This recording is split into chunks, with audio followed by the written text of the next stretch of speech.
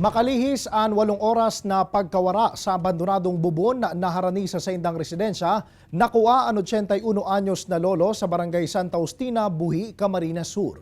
Base sa report, alas 9 din aga kan pighan na pinikan pamangkin para magpamahaw, alagad day na ininahiling pa.